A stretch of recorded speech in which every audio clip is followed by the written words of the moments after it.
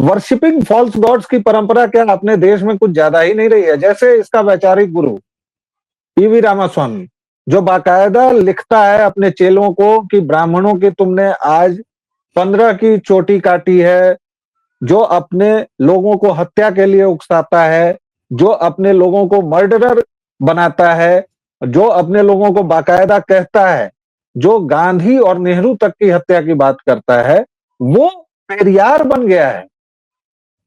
और जिस नहीं तो फातिमा शेख की पेरियार के इतने ही कारनामे क्यों आप गिना रहे हैं? पेरियार ने नहीं बकायदा नहीं, संविधान जलाया था। मैं बाकायदा भारत का मैं संविधान भी जलाया आपको था केवल ना। मैं आपको केवल पॉइंटर्स दे रहा हूं कि वर्शिपिंग फॉल्स गॉड्स में वहां से शुरू कीजिए, ईवी रामास्वामी से।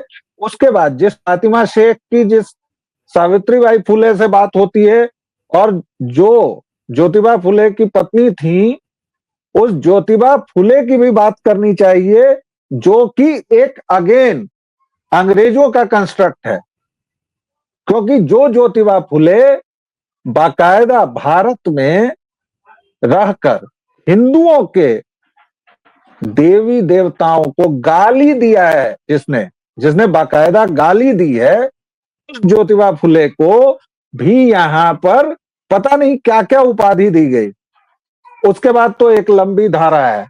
अगर तीसरा नाम मैं उसमें ले लूं, अब संविधान निर्माता जिनको कहा जाता है, महानुभाव को, वो संविधान निर्माता कितने थे ये भी सबको पता है।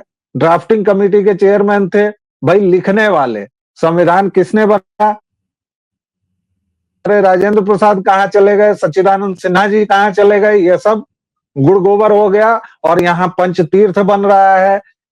तो ये जो वर्शिपिंग फॉल्स गॉड्स की परंपरा है, मुझे लगता है कि ये जो आपका पूर्ण संपादक है वो भी इसी मामले में आता है। आनंद जी।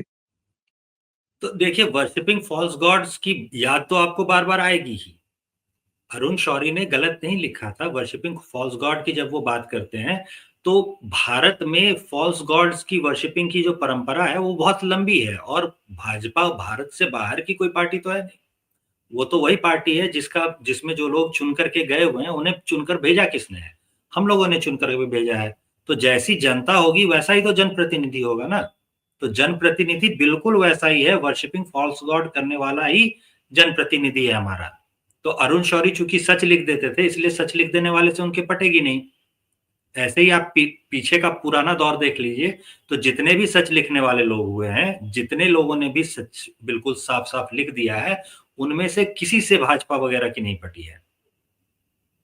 आप अगर और जो पुराने लेखक थे उनको देखेंगे उसी दौर के, तो उसमें भी आपको नजर आ जाएगा।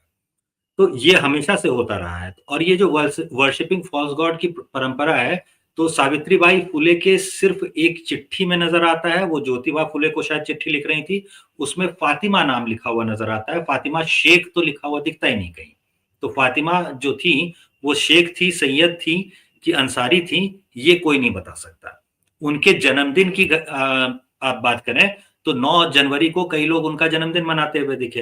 अब 9 जनवरी को उनका जन्मदिन था, ये कैसे पता चलता है भाई? कौन सी किताब में लिखा है? कहीं तो लिखा होगा ना कि 9 जनवरी को उनका जन्मदिन था। तो ये कोई भी ढूंढ कर नहीं दे सकता कि 9 जनवरी को उनका जन्मदिन था।